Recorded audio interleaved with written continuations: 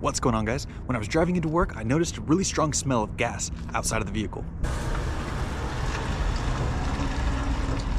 And it's not just some gas drippings, that's a whole gas leak. So we're gonna take the bed off of the truck and see exactly what's going on with the vehicle. To access the bolts holding the bed to the frame, first I'm gonna remove my toolbox.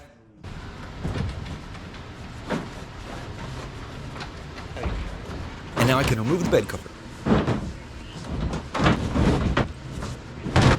And now I can remove the 6 bolts holding the bed onto the frame. Originally, my truck came with carriage bolts, so that I had to go underneath the truck to get the nuts for the bolts taken off. The last time I had the bed removed, I decided to get some new bolts with a hex head insert, and it made it super easy to take them off this time. And I'll put a link in the description where you can find those bolts. And now I can get the tailgate taken off. And now I have just 2 regular ratchet straps I'm going to be attaching to this bed diagonally.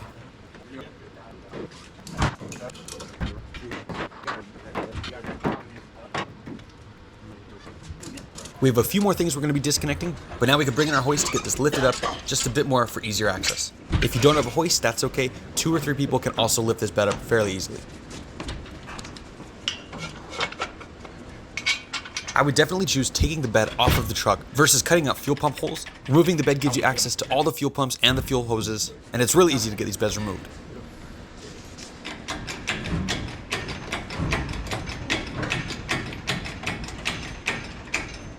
Once we have it lifted up a bit, we have access here to our brake light plug. We're going to unplug that really quickly. There's that.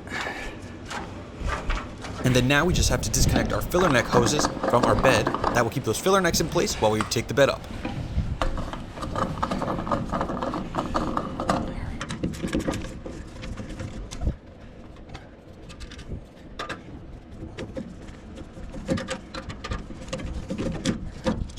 And now there's nothing else holding this bed onto the frame. We can get it taken up and moved out of the way.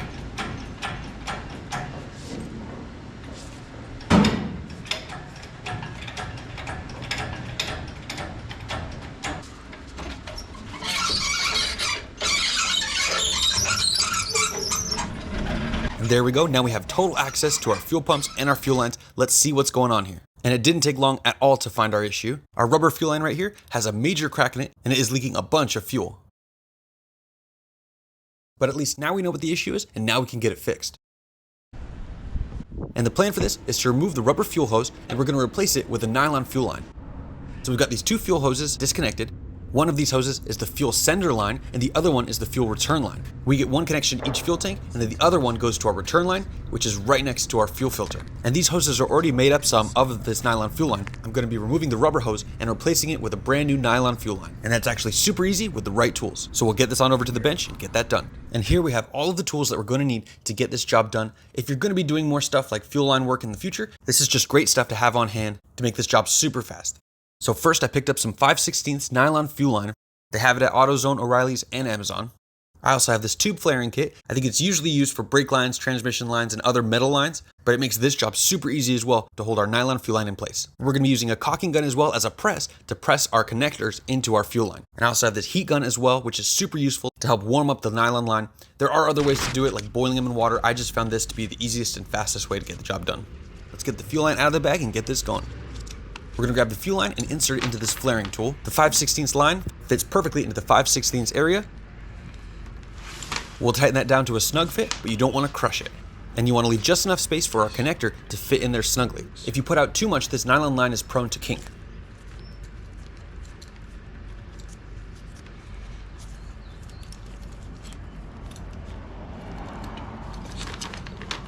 I took some snips and I cut out a few ridges in our caulking gun, so our flaring tool has a nice little spot to set.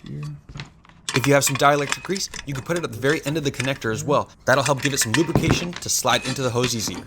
And now we can take our heat gun and heat just the end of the hose that we're going to be pressing into.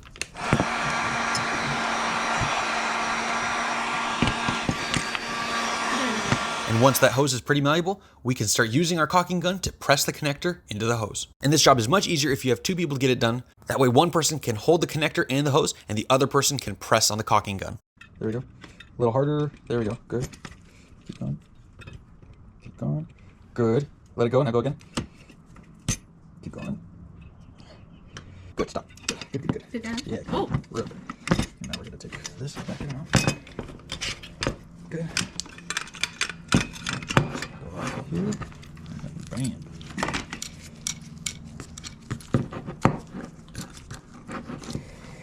Now we have to take these out fully. There we go. And there's one. And there we go. Now we have our first connection made. That was super easy. And now that we have that one end done, we can start working on the other end of the fuel line. This one will be a bit different because this is right at the T connector, so we won't be able to press it in the exact same way.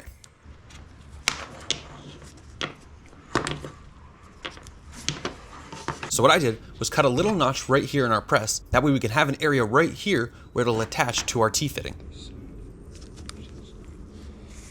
Hopefully push it out. Nice. That's good. And with that, we'll do the exact same thing. Grab our heat gun, get that hose nice and malleable, and then we'll put it into our press.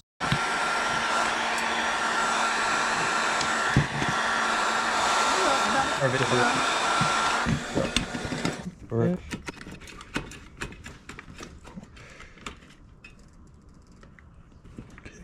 Go ahead. Good. Go ahead. Good. Go ahead. Good. Go ahead. One more big push. Good. There we go, and that side is done as well. And we can wipe off any of that excess dielectric grease. And then we're going to do the same thing with our other hose. We'll get that done just as easily. Very good. And now we have both of our hoses all done, and they're both now totally composed of nylon fuel line. And now we can get this back to the truck and get it reconnected. I wanted to take a second to look at our old fuel line right here. This is fuel line J30R7, which is not intended for long-term use on fuel-injected engines. Some people can use it on carbureted engines because of the lower fuel pressure, but for the higher fuel pressure of this EFI engine, there's no surprise why it was cracking and leaking. And there are definitely better rubber lines that I could have used to replace this, but rubber is rubber, and in this Arizona heat, it's always going to crack with age and have some permeation. This nylon fuel line is way less prone to leaking and cracking with age. It's a little more rigid than rubber line, but as you can see here, I had no issues getting it run through this chassis and reconnected. Oh, wait.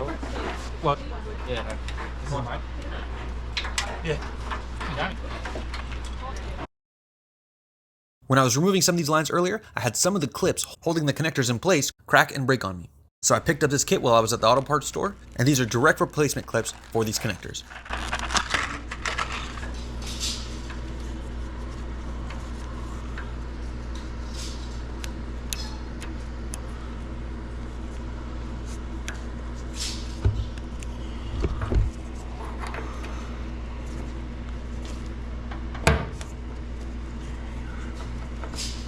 And now we have both of our lines for our rear tank installed. Now we can get the connectors on our front tank installed. And now we can go underneath and get that line reconnected with our fuel filter and with our return line.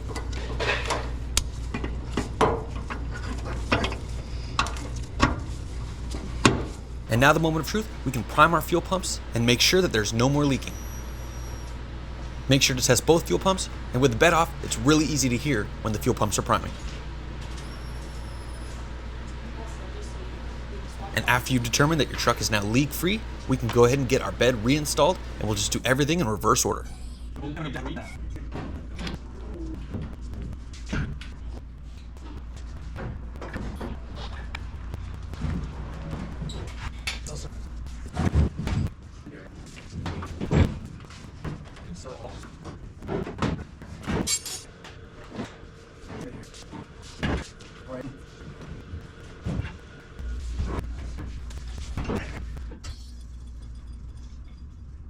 And like I said, with these new upgraded bolts, I don't have to go underneath the truck anymore. I just go from the top and they screw right in.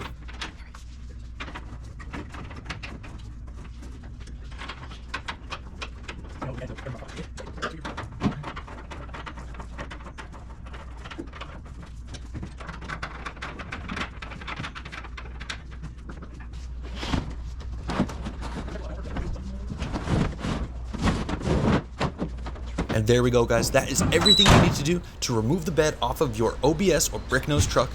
It really doesn't take that long at all. It gives you way more access than if you just cut holes right over your fuel pumps. Thanks very much for watching, guys. If you like this video, give it a thumbs up. And if you want to see more videos like this, subscribe to the channel, and I'll see you on my next auto adventures.